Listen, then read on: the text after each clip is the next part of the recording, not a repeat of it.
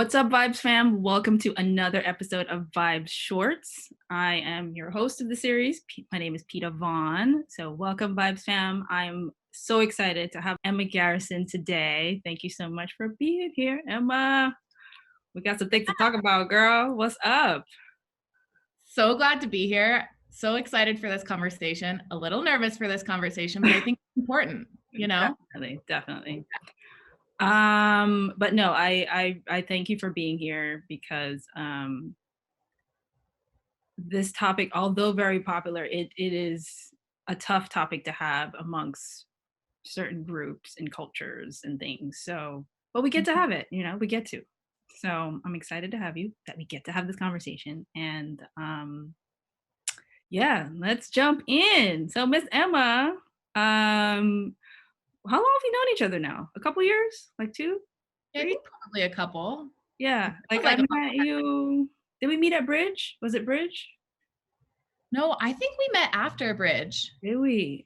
We didn't do Bridge together, I don't think. No, is it Extreme? No, I think we just met through Kipa. Okay. All right.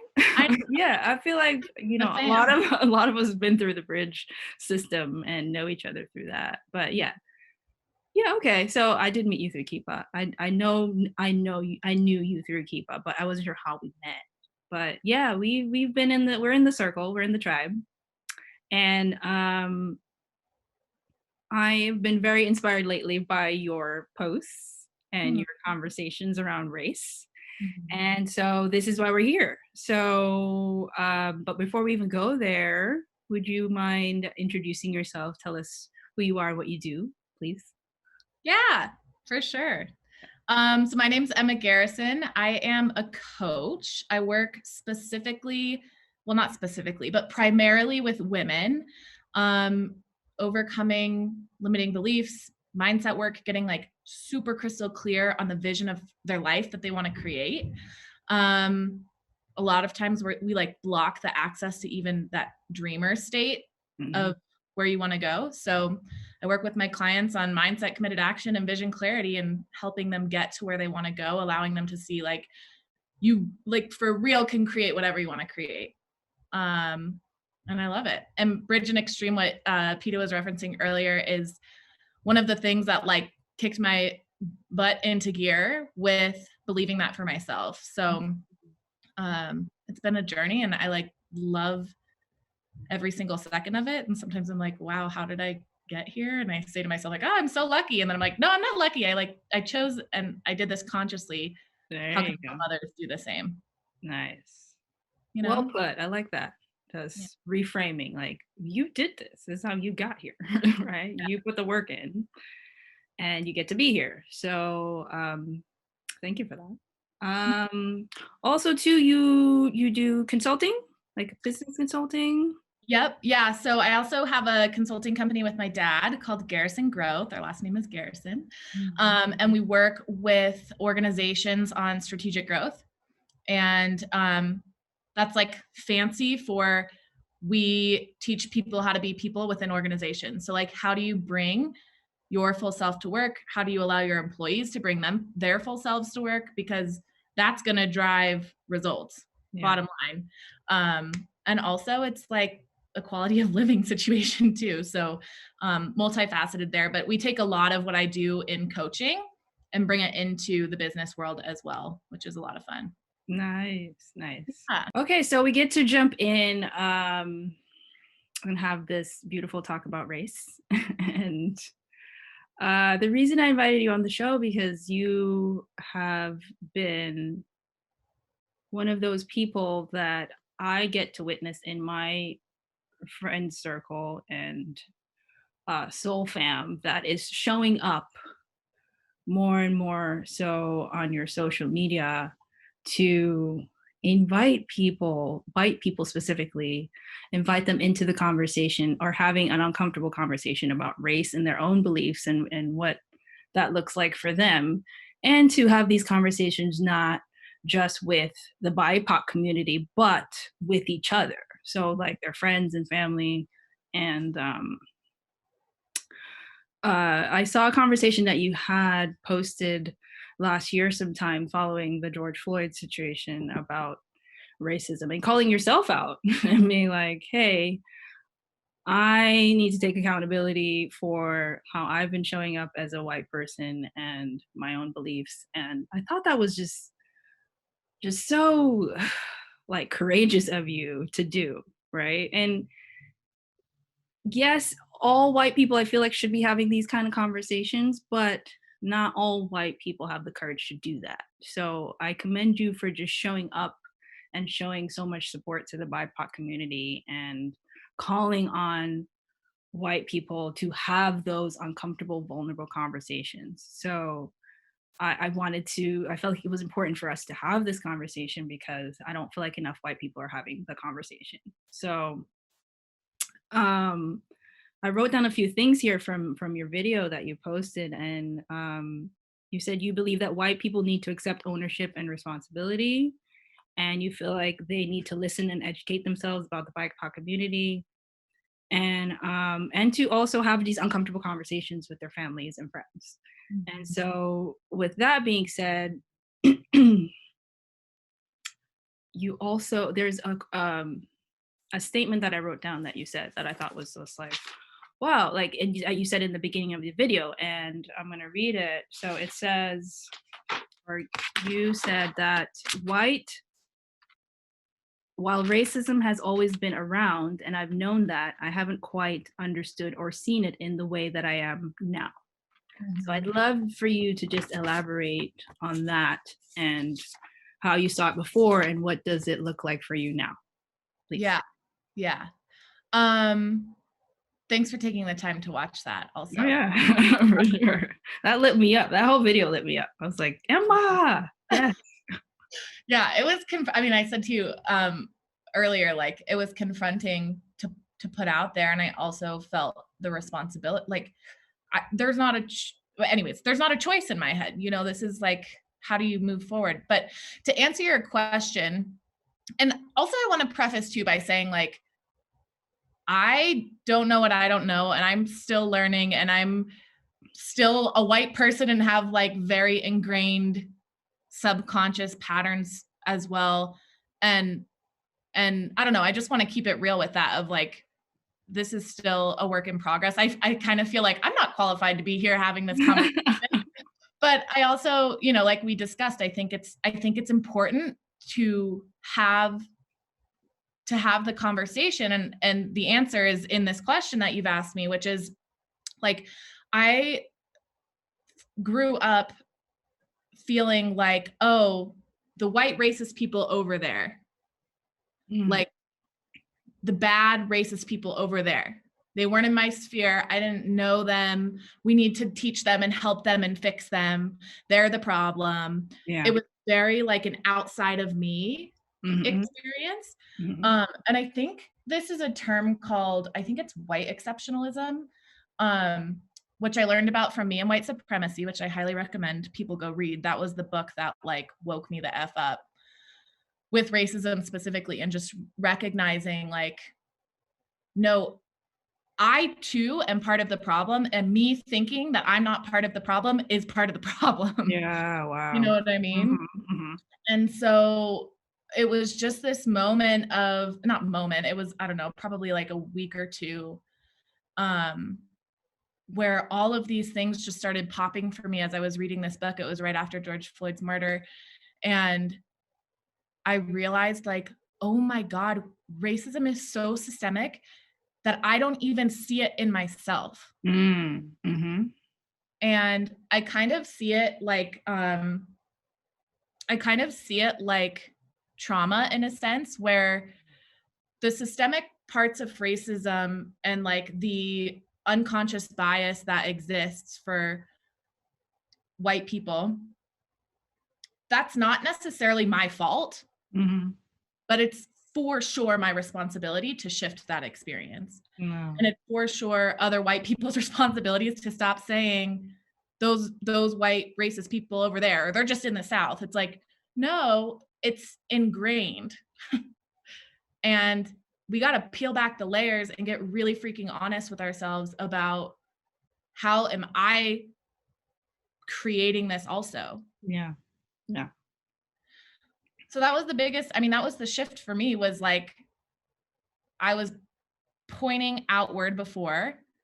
And then as I started reading and learning and, you know, like taking different courses that people were putting on Instagram, I just like more and more realized, oh shit, it's me. And it's not just me, but it's all of the people around me who are white that I love too. And that was like a whole, like, Yeah. you know? Yeah. What a powerful awareness though. And it's not just the awareness, but you receive the awareness and then you decided to take action on about it. You know what I mean? It's not like you were just like, okay, yeah, okay, it's me too. But I'm still just gonna walk around here and be like, they need to fix it though. Like, you Mhm. know, like it's a whole different space to be in when you realize that you're also a part of the problem. Because even Black people, we're part of the problem too.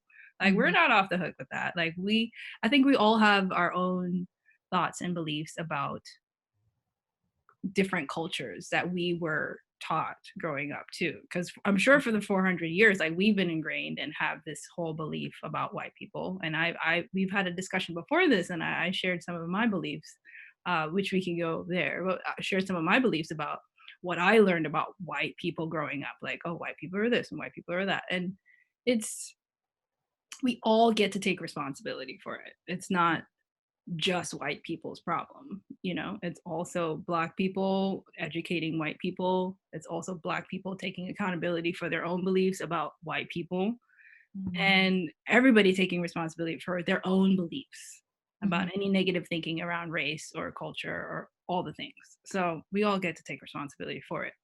But because we are discussing, you know, racism on this program about, you know, Blacks and whites and all the things that come with that.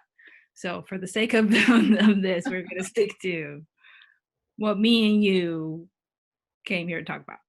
Mhm. Um, so I kind of want to go there on your own personal beliefs, because you Mhm. also mentioned too in your video that, you know, you've had the belief about, you know, clenching your bag when you saw like a Black person or crossing the street. And so I think it's important for us to like say what it is, like what our beliefs are. So then it's not like a thing, right? That we get to keep. It's a thing that we get to put out there and, you know, take a look at, reinvent, and see what's really the truth, you know, Mhm. around these sort of beliefs. So I wanted to dive in with you about that because I thought that was so interesting for you to admit. You just touched on it and then you kind of moved on, but I did want to discuss that here. Like, what were your beliefs that you had to change for yourself around Blacks or BIPOC community and the culture? I mean, it's interesting to hear it put in the terms of beliefs, because it is, it's that. And um it's a really good question, because I don't know that, and I'm embarrassed to say this given all of like the reading and journaling and stuff that I've done, but I don't know that I've like listed out all of the beliefs that I've held. I will say like just my awarenesses, like the clenching my bag, or like, you know, part of that is just being a female and being aware like at night by myself, Mhm. and I can tell myself that. And a part of that is like, if it was a white dude in a suit at night in the parking structure with me versus like a Black man in a hoodie, I'm probably gonna clench my bag a little tighter, like put my keys in my hands or whatever. Um, if it was a Black man in a hoodie, like, Yeah. and so that, I think that's been one of the biggest ones that I've realized, of like how subconscious it was. Mhm. Um, and I think I don't know how to like bundle it up into belief systems. I think it's just becoming aware of the way I interact or perceive Black people. Because Mhm. it never I was one of those people who would say like, "I don't see color." Yeah. And I thought that was like, "Yay me, I don't see color." Like, Yeah. I thought Yeah. that was like a cool. Everybody, like a badge of honor. Like, you don't see color, so you're good, right? Right. Like, this is something that I learned. That's part of the problem too. Like, right. Yeah. that is part of white privilege to not see color. Like, that is such a privilege. And that was something I learned in the last, however long it's 6 months or whatever. Mm-hmm. So just noticing and paying attention to how that shows up for me, and like how I've never signed up for a retreat and had to wonder, like, am I going to be the only person of my skin color there? Mm-hmm. Like, that type of shit that never, or stuff, excuse me, that never crossed my mind before. And all of a sudden it's like, I'm just seeing things differently. And I'm trying to think of like beliefs that I have, because I don't know that maybe I haven't like sat with it long enough to have like pulled back the beliefs, because I'm still in this awareness phase of paying attention to like, oh my gosh, in that situation and that in this situation. And I don't know how to sum that up. Okay. So you're just more aware of like what's going on in your surroundings with the BIPOC community. Is that it? With my surroundings, but then also like how I relate to it. Mm-hmm. So I'll give you an example. Like during all of the protests and I don't know, just all of like the social media stuff that came along with the protesting after George Floyd murder, all of the education, like people shouting from their platforms. There were moments where I felt so uncomfortable as a white person, where I was like, oh gosh, this is intense. And in those moments, I could be like, well, I could shut down social media. Like I could get off of here. Yeah. And I was like brought back into, okay. And like, there is the privilege thing of like, I can just turn off social media and not have to worry about it. Right. Yeah. Or like this was a big one for me. Like listening to, I started to follow a bunch of anti-racist educators, like badass Black women who were so generous in like providing courses and just education and the learning and unlearning. And some of them would like get on and be what I perceived as intense on their stories about what was happening.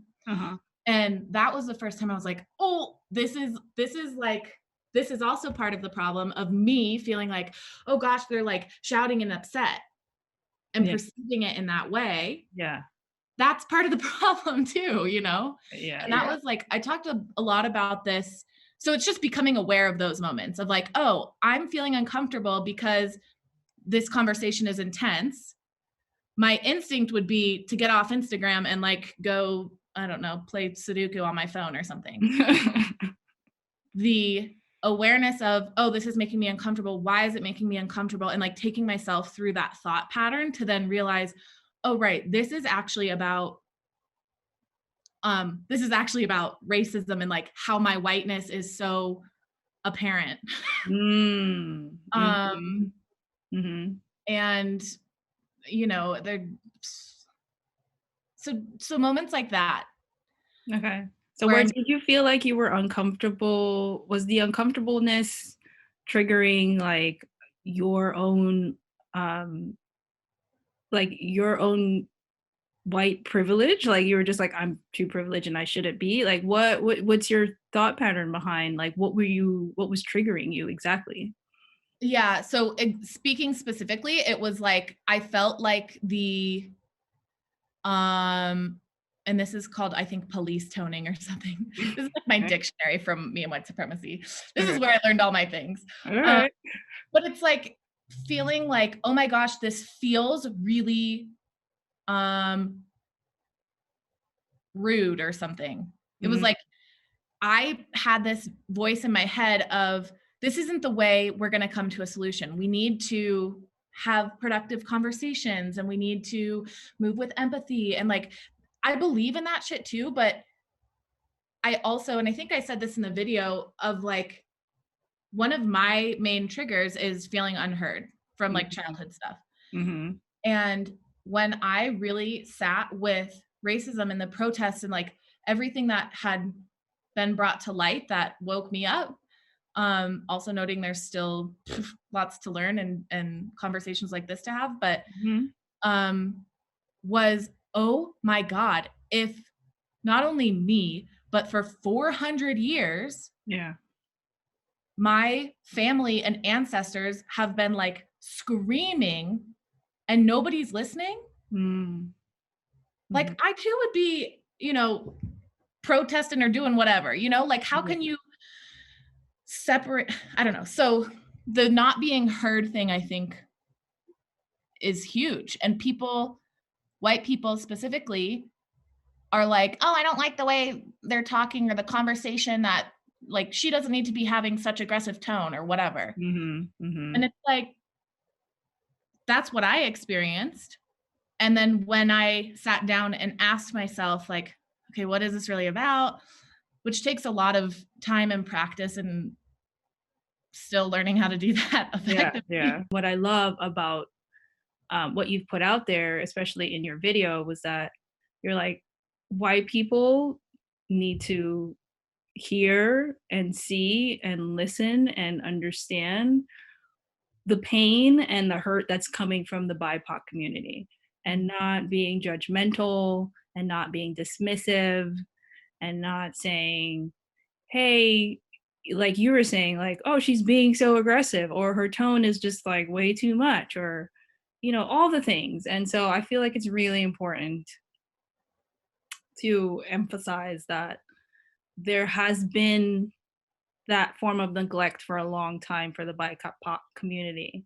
And it feels so good to hear you say, hey, we need to listen as white people. Like, we need to, like, we have not been through that, we have not been in their shoes, we have not experienced the racism and the judgment and the neglect and the dismissive, like, so what would it be like to hear someone of color say, hey, this is my pain, and to just empathize with that, like, I feel like that is definitely going to help to move the needle with racism, and just people being more empathetic and compassionate towards what's going on in the BIPOC community. So I love that um, that has come up for you. That whole awareness has come up for you, and it's so powerful because then, once people feel seen and heard and understood, then changes can be made. Mhm. It doesn't all have to be protest and violence and all of that, but it's come to that because no one has been listening for this whole time, or just turning, or they hear us, but then they turn a blind eye and be like, okay, it's their problem. Like, nah, no, that's not it. That is Yeah. so not it. So, yeah, so I definitely appreciate hearing from you that, and you being encouraging in your own culture and community for people to hear and listen and empathize. And I think one thing that you said was, um, that you love for white people or people outside of the BIPOC community to lead with their hearts. Like, Mhm. that was huge. I was like, yes, Emma. Yes, I think that that's one major thing that we're missing from this whole experience. Is like, there's the aggression, there's the fight, there's that's the change. We want the change, and we want the drive, and we want the motivation and inspiration and all of that. But like, the heart, though, the Mhm. heart.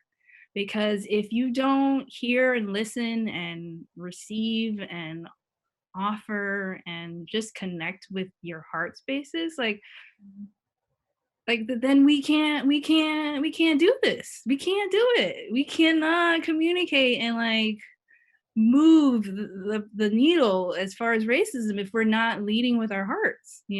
So I love that you even said that, and I'm like, yes, Mm. yes, yes, and yes. That is exactly what we need, is for white people to just, all right, people in general outside of the BIPOC community and the BIPOC community. Let's be real, the BIPOC community too. Like, we get to lead with our hearts too. Yes, we've been hurting for so long, but now we get to speak and encourage others outside of the BIPOC community with love and empathy and compassion.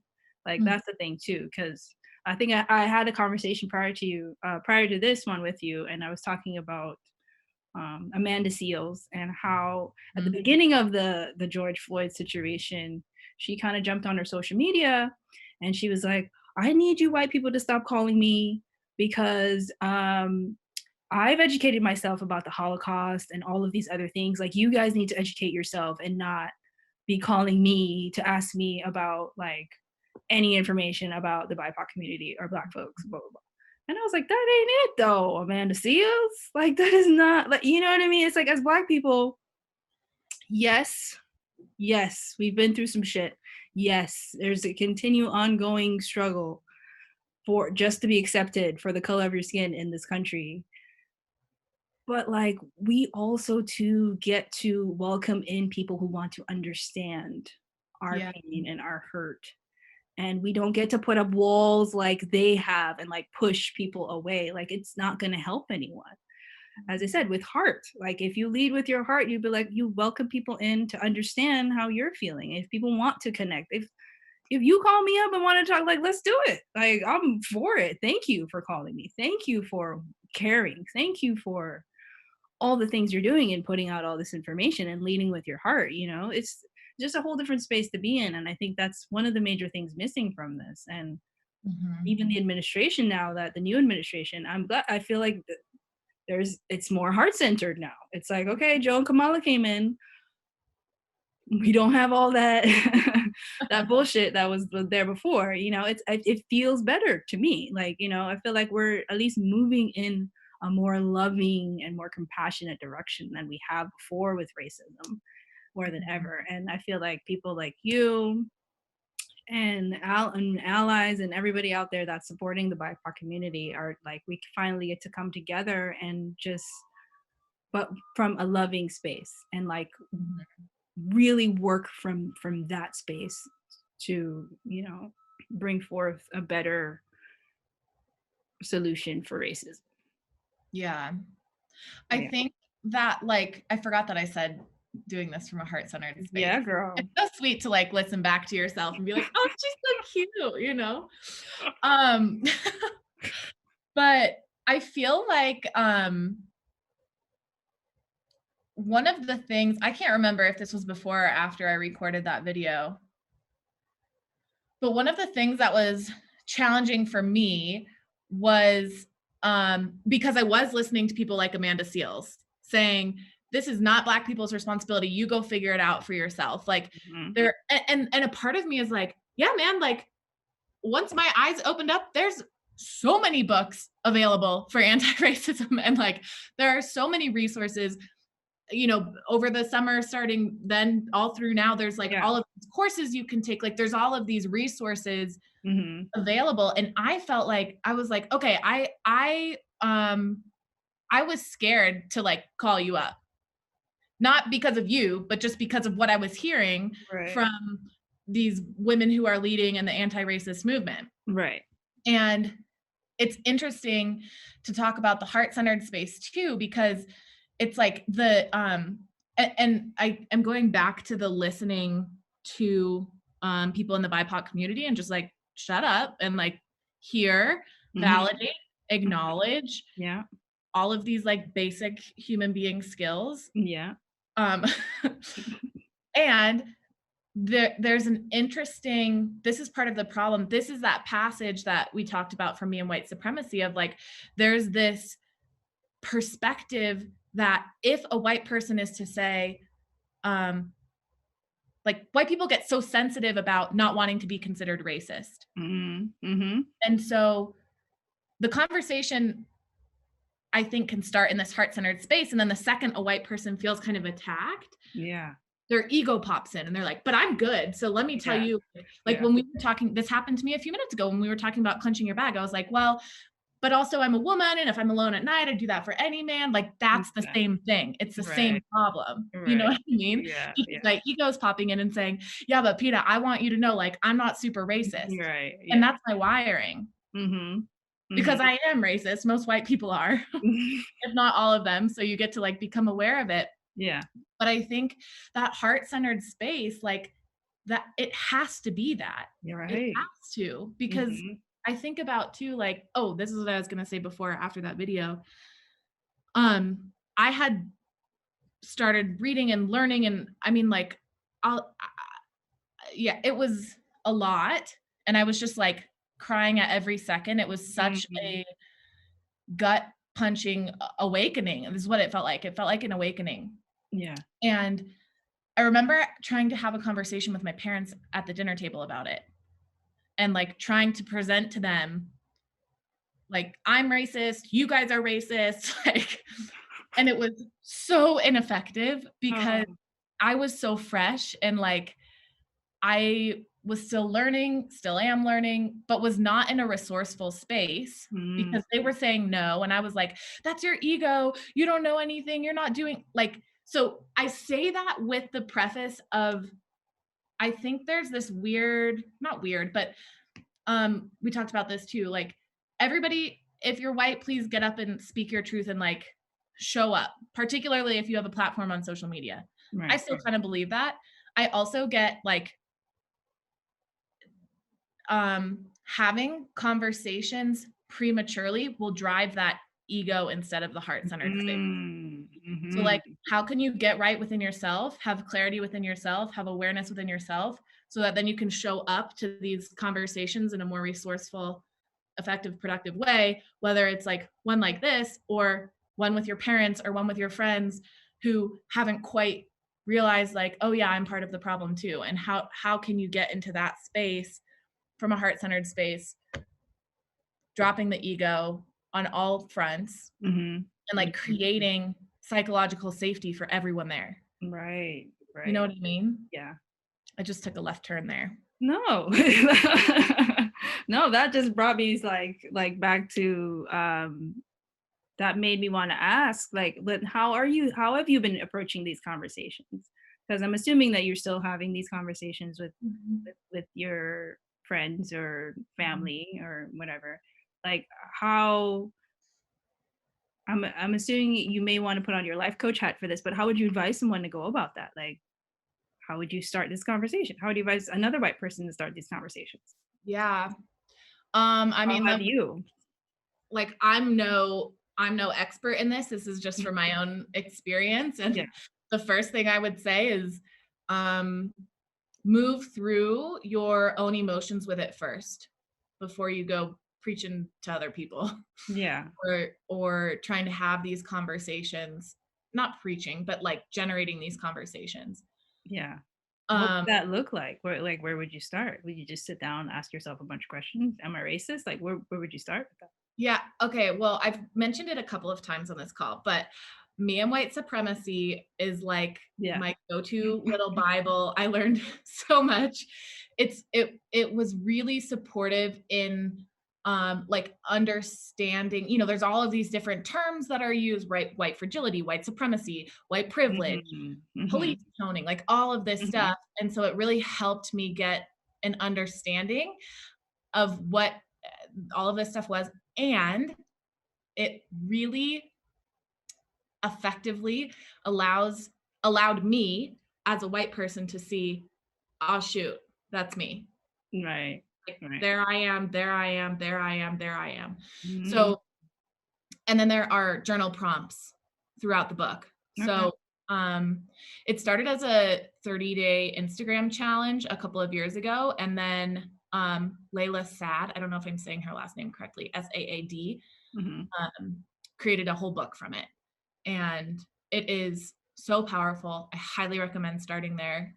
Um, really helpful in self reflection Mhm. um, as a white person. So Okay.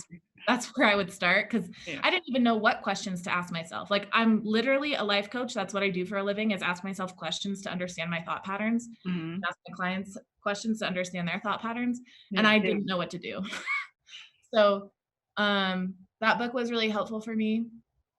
I think as far as having conversations with people that you love, and I'll say now, I think white people having conversations with other white people is going to be extremely impactful in this entire revolution.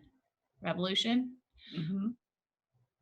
because of all of this underlying, like, I don't want to be racist. Yeah. Because of that defense mechanism. Mm-hmm. So if we're talking like productive, honest, heart-centered conversations, I'd say start with like, hey, I feel a little uncomfortable bringing this up, but it's really important to me. Would you be down to talk about racism and like how we've both experienced that as a white person?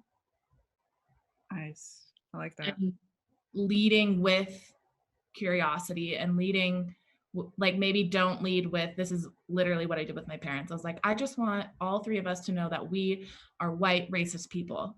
And they were like, what? Like, you Yeah. not a great point of entry. Because that defense goes up right away. The good, good person. Yeah. So I'm not racist. Yeah. And then the conversation goes nowhere. Yeah. So I think coming at it from a heart-centered place with authenticity of like, ooh, I'm a big believer of just like speaking of what you're feeling and just saying like, I'm nervous. I'm uncomfortable. I'm not sure how you're going to respond to this. That makes me feel a little bit unsafe, but this is really important to me. Yeah. And if we start this conversation, and just like putting it out there. Yeah. Just go for it. Right. And I think too, sharing from a place of like, this is what I learned about me. As opposed to, hey, you other white person, don't you know we're all racists? Like, how do you say, I read this book, or I was at this course thing, or I was in a conversation with Peta and I had XYZ takeaways, and it made me think like, wow, how was I so unconscious of all of this? Yeah. No, I like those suggestions because, because with any conversation, if you at least start with yourself, I think it like brings about like just a sense of safety and trust, because you're referring to you and not like them. There's no blame. There's like accountability and responsibility on my part, and now I'm sharing this with you. And let's have a conversation about it. I think like earlier when I'd mentioned about beliefs, I think that's really where it starts. It's a lot of people are a lot of us as humans are unconscious about a lot of our beliefs and like behaviors that come from these beliefs. And I think racism is one of those beliefs that are, come from, our ancestors and things that have been passed down to us. Like I had a real conversation with you about like my own beliefs about white people. And one of them being like my mother, like growing up, she'd be like, white people smell funny, Peta. And I believe that. And I'm like, okay, like she's a caregiver and she'd work a lot with the elderly. I think the elderly is probably where those interesting smells come from, but because I work a lot with the elderly. But yeah, my mother would say that a lot, and I'd be like, okay, I guess white people smell funny, or they carry a different smell than black people, like whatever that is. But that's been ingrained in my brain because I heard it growing up, but it's not necessarily something that I believed. It's just something I heard. So I'm like, okay, maybe it's true then, like, because my mama told me that, right? So it's just like, it's so subtle, right? It's so subtle. It's like you just, it's been like for Black folks especially, it's been like 450 over 450 years of believing the same thing, that we are oppressed, that we are not enough, that we are less than, that we are not equal to. So of course we're going to start believing that. And like you said, media is huge, right? Like growing up, like I didn't see people of, pristine growing up. Like Black people were portrayed as like the criminals, or like, the cooks or something, like, well, that like less than perception. Right, exactly. So of course I would grow up believing that about myself. Like if I saw some Michelle Obamas growing up, okay, like I would, like I was just saying this the other day, that I met a doctor, a Black doctor that was my age, and I was like, I've never seen this. Like, you're a doctor? Like, who told you you could be a doctor? Like, I was sitting there looking at her like, who? I didn't believe I could be a doctor growing up, besides the Cosbys. And I was like, that's still like TV. Like, Okay, Dr. Huxtable and Mrs. Huxtable, who's a lawyer, like, great, but is that for me? Like, I don't know. Right? Like, if I knew I could be a doctor, like, maybe I could. Like, you could be a doctor, but I was like, I've never seen a Black doctor. So where? You know? So, I mean, media too is a thing that also drives us on a subconscious level. And I think that we're not, or we get to be aware of these things and how we're affected by media, by social media, by all the things, you know, that, and even the spiritual community, like, I love y'all, like, we're a part of it, you and I. And there's a whole bypassing of like, no, we don't see color. There's no racism here. Like, we're all loving, and no, friends, no.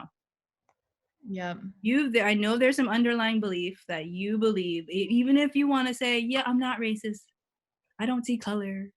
But it's like, no, you still get to address that I am a Black person. I do have feelings and hurts and beliefs about myself that was generated from outside influence and from white culture and people outside the BIPOC community. And like, we as people get to acknowledge each other, even culturally, for like how we're showing up and what we're going through, and not being like, no, I don't see color, like, you're just a great person and I love you with my heart and all of me, and like, great, but my pain is still here.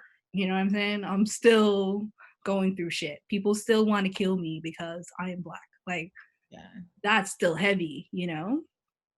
So yeah, I think we all get to, no matter where you've been, even if you don't feel like you are a racist, like me, myself, going through that whole thing last year, and even up till now, I still question my beliefs around white people, or around, because there's the Asians, like Africa, like there's so much, right? Like, we, like Muslims, how to feel about Muslims, and like what have society taught me about Muslims? Like, you see someone with a turban and you're automatically like, so it's not just Blacks, right? It's like a collective experience. Like, how do we see people in general? Yeah. Right? It's huge. It's not just like one little micro thing that we get to deal with. It's a whole thing that we It's get interwoven everywhere. Exactly. So I say beliefs because I feel like that's where it starts. You get to ask yourself, am I a racist? I think that's a good place to start. Yeah. You don't, if you're being triggered and you don't feel like you are, and you're already putting up defenses, then there's something there. Like, you get to look deeper, friend. Like, we get to look deeper, all of us. And I mean, particularly if you are triggered by me saying all white people are racist, especially, or this conversation in general, like making you a little bit uncomfortable. I get that too. And one thing that was really supportive for me was finding people who were also diving into the work and the unlearning and the learning, and like, because a lot of people around me were not. And so I had like 2 or 3 friends that had either already read Me and White Supremacy or were reading it along with me. And that was really supportive in the I don't know, just the like figuring this out is a lot, and it's confronting and it's uncomfortable, and it kind of makes you question everything and like, you know, hypersensitive, paying attention like in ways that you haven't before. And just because I was starting to dive into this work didn't mean the people around me were in that space yet. And so being able to have other people, other white people around me who are also asking the questions of like, am I racist? And what does that look like? And being able to generate conversations with them about it in a safe space, like that was so helpful for me. And so I think from a learning unlearning standpoint, getting to do this with other people is supportive. Yeah. That's the thing. Like, we all need each other. We didn't create this by ourselves. We didn't. Like, so we get to support each other in the process. And I think that's why I love that you've come out as, not that you were in the closet, but you had come out and just being courageous and expressing yourself as a white person and inviting other white people to do the same.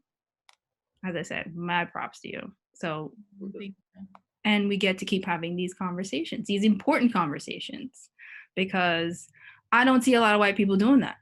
Like, I don't. I really think white people now get to take a look, like white men and white women, because it's not just them over there, us over here. It's like everybody, you involved too, because white folks have had some fucked up beliefs around Black people and the Black culture.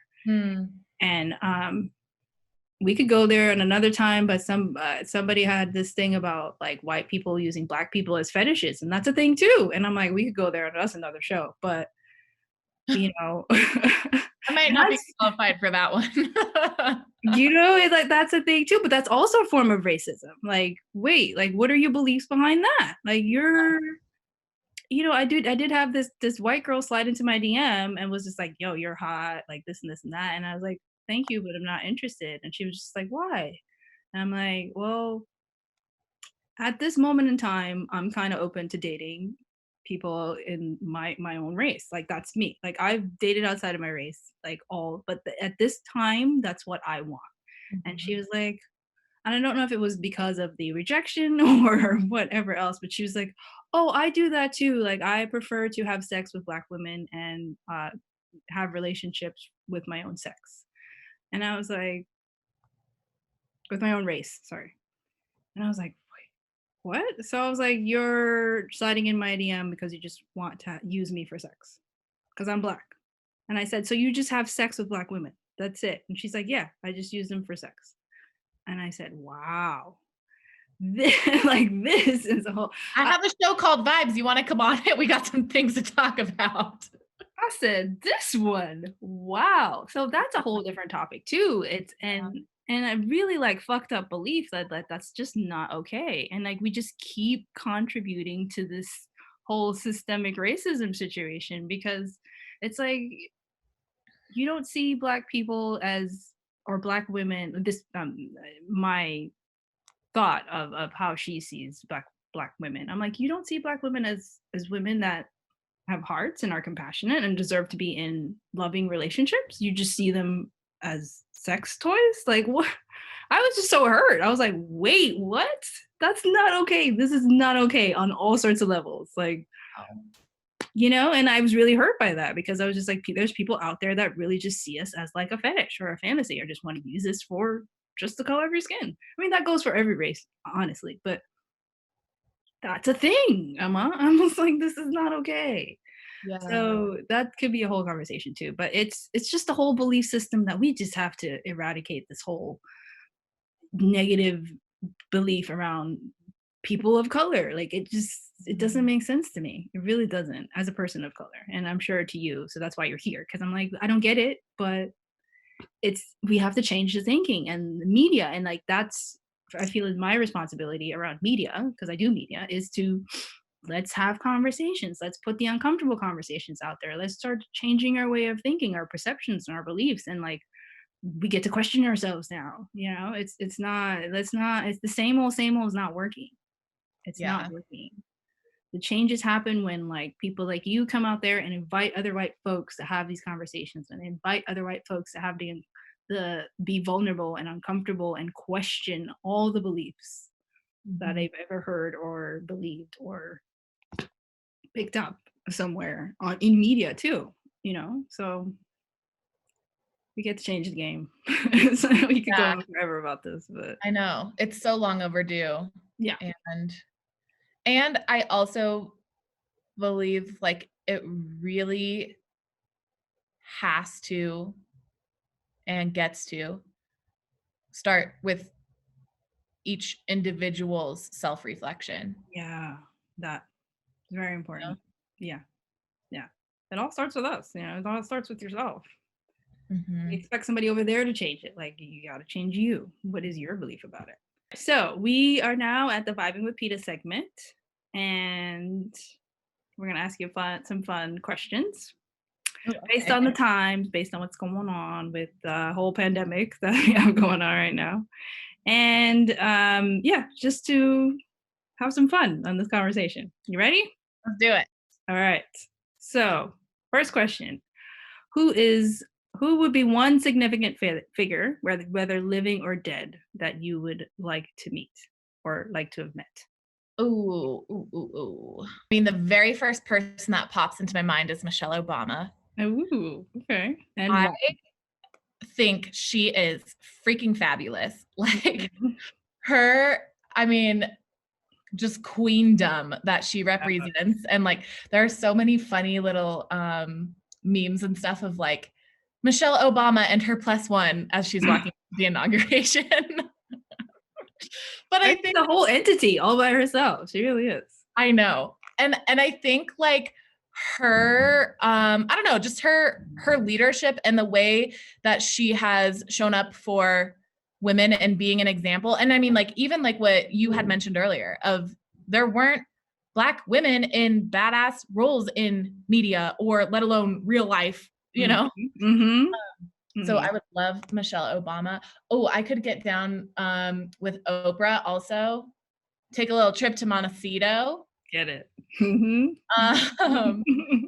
I think, same thing with her. She's just like a dope, conscious leader who has paved the path for women. And I think,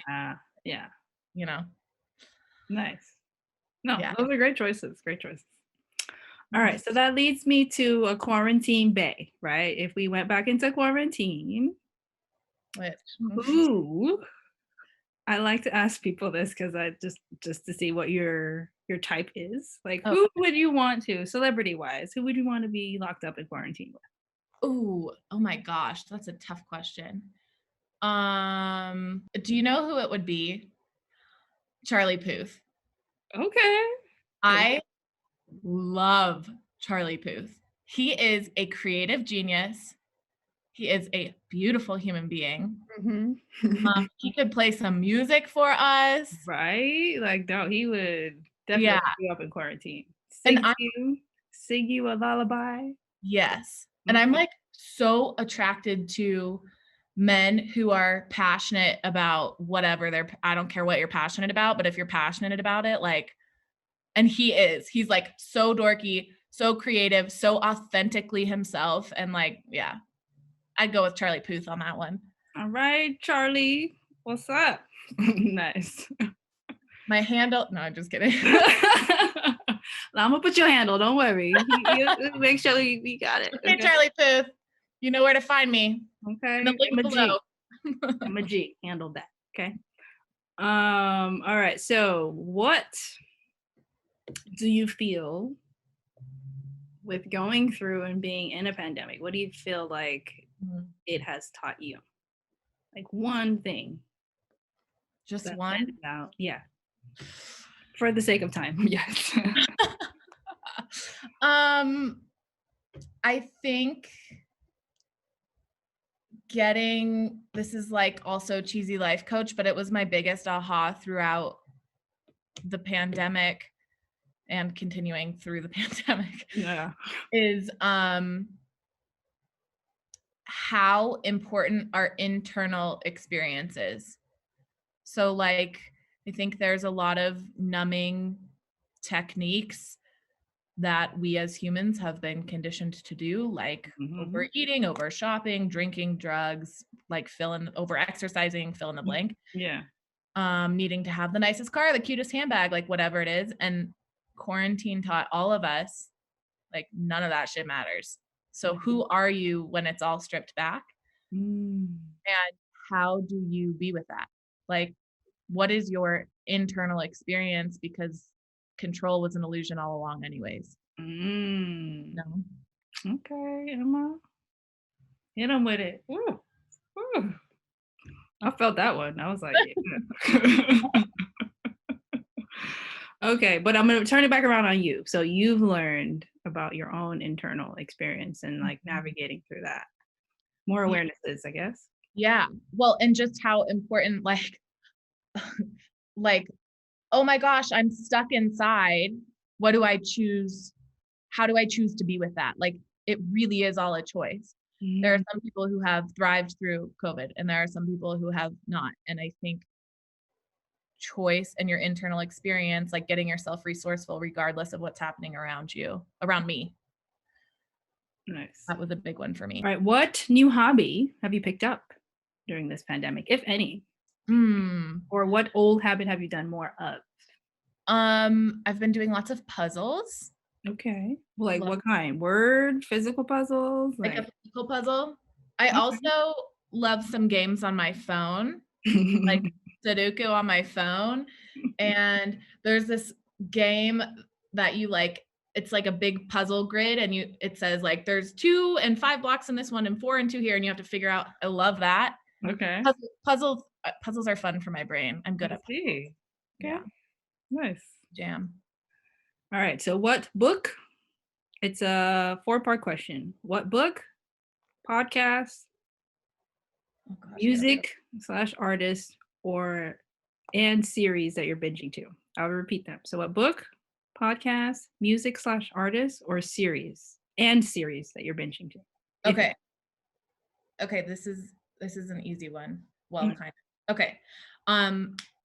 Favorite book of quarantine so far is Untamed by Glennon Doyle. Did you read it? I have not. Peta, top of the list, sister. Untamed? It's like so good. All right. So good. Okay, podcast.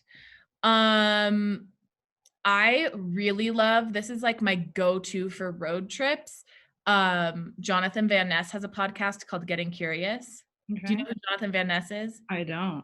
Okay, he's on Queer Eye, which is a show on Netflix where... Yeah, I know Queer Eye. Yeah, okay. Which one is he? He's the hair guy, long hair. Oh, okay.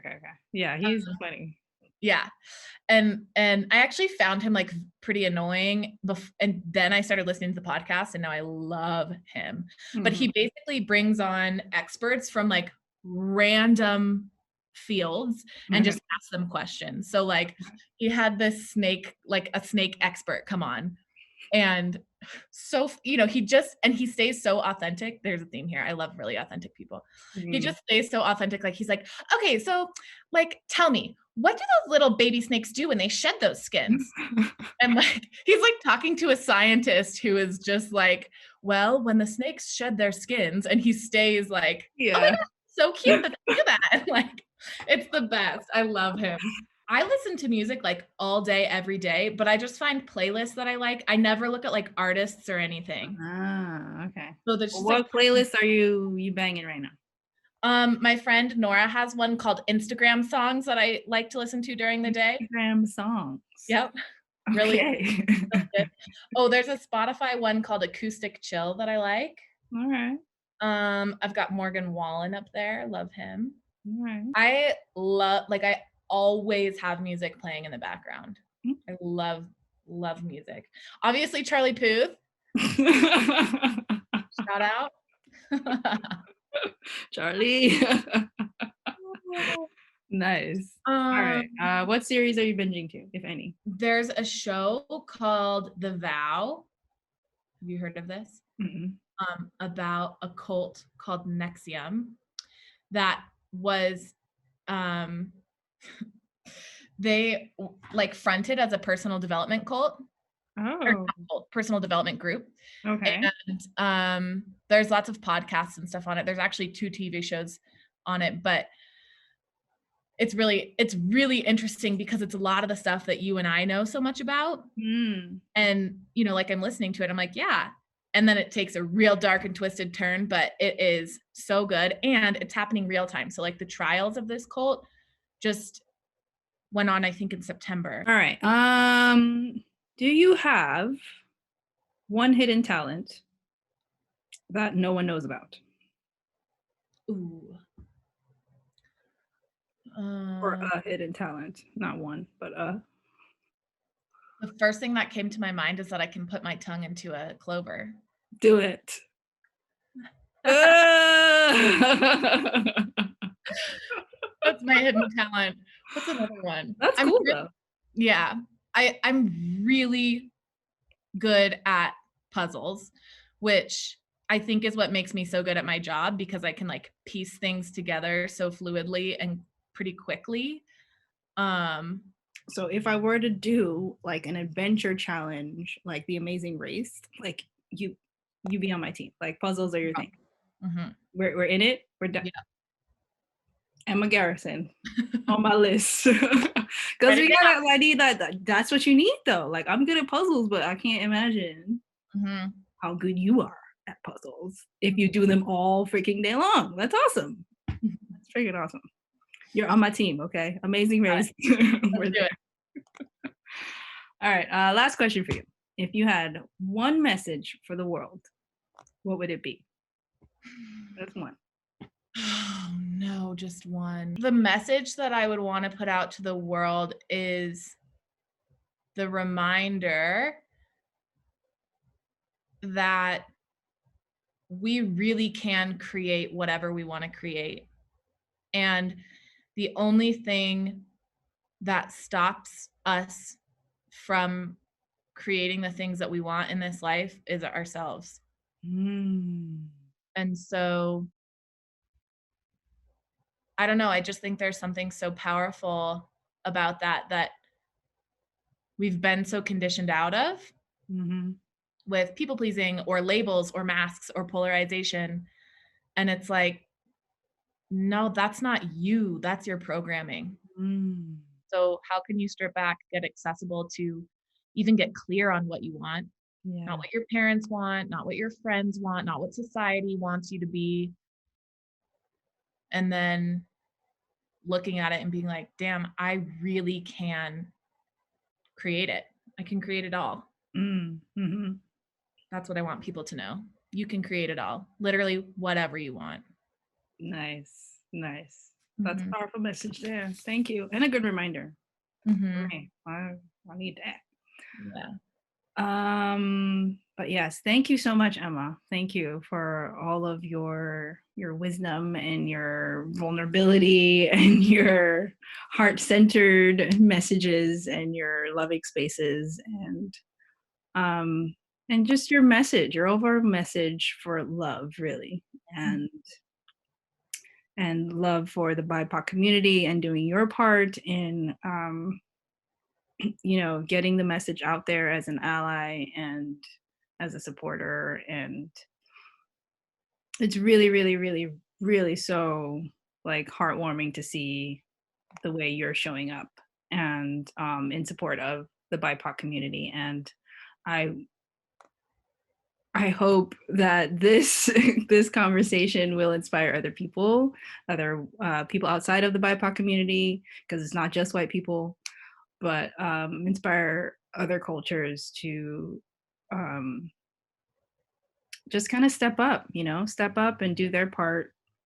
And they get to check in and see how they're contributing towards racism. And I invite the BIPOC community to do that as well. And we all get to check in with ourselves, and have these amazing conversations, and not comfortable and vulnerable, but powerful conversations around race. And I thank you. I thank you for that. I thank you for this, and for showing up and for continuing to show up. And I appreciate that as a Black person and as your friend. And so thank you so much for all that you do, and for the people that you serve, and being an amazing human being. So thank you. Thanks, Peta. Being here and doing this.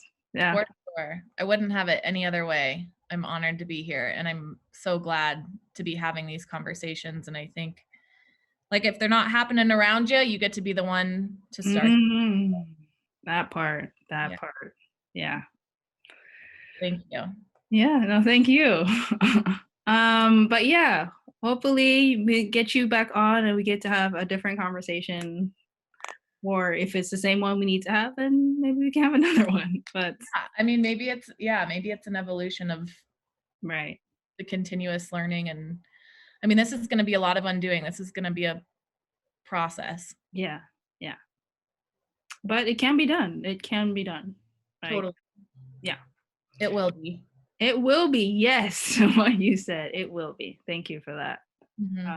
But thank you, Emma. I appreciate all of this, and you're just showing up.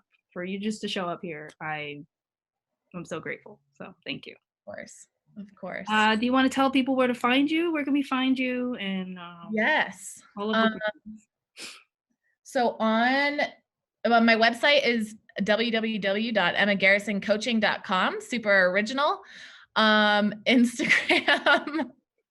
Instagram is at Emma M. Garrison, and my Facebook is Emma Garrison. I'm most active on Instagram, so come drop me a DM there. Say you heard this conversation. Let us know your thoughts. Drop Peta a DM. Let us know what's going on for you. And honestly, like, I mean it when I say my DMs are open for these conversations, because I know they're not happening everywhere. So yeah, somewhere to talk about it, please feel free to reach out. Dope. And I think that's big of you to invite people in to have these conversations with you, and that you can support them in it. That's dope. So please take advantage and show up with all the love. And I love this. And I think this is a great message for everyone, to lead with your heart. When it comes to these uncomfortable topics, we get to lead with our hearts in it and not with our egos, because the ego has been in the way this whole time. And it's like, that's where we get stuck, is in the like, they're wrong, I'm right, you're wrong, I'm not this, you're this. And it's like, no, like, let's all show up for each other. How can we support each other through the process? So these conversations, I feel, is what will help to support that kind of shift with leading with the heart. So I'm just grateful to have these kind of conversations. And for a brave soul like you that wants to show up and have them with me. So that's dope. Always, Peta, anytime. Awesome. All right. So until next time. Until next time.